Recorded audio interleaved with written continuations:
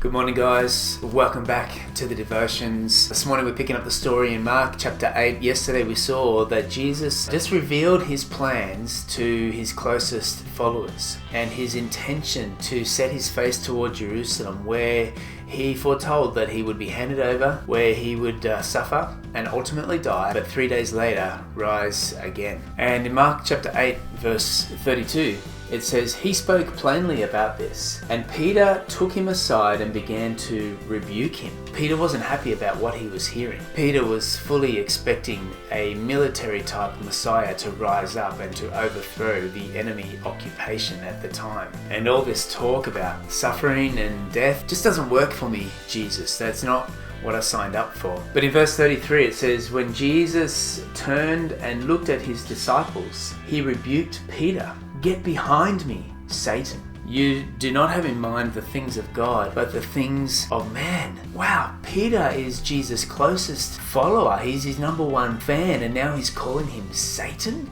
And you know what? I'm reminded of the beginning of Mark's gospel. Jesus is baptized and we hear the voice from heaven that says, "This is my son, whom I love." There's this revelation, this disclosure of who Jesus is. And immediately following, Jesus is led into the wilderness where he's tempted by Satan to take a shortcut to abort God's plan for his life. And I can't help but see a correlation here as Jesus is disclosing his plans to his closest followers to suffer and to die, to rise again.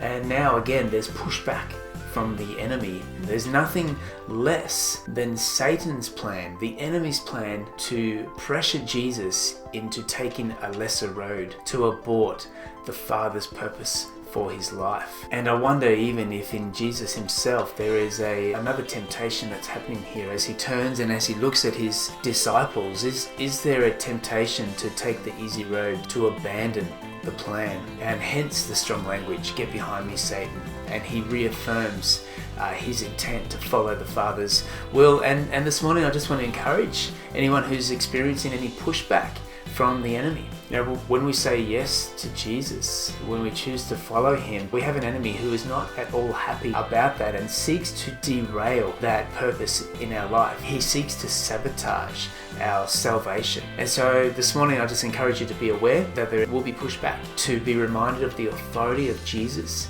in your life, and to stick to the game plan. This is the second half, and it's the half that matters the most.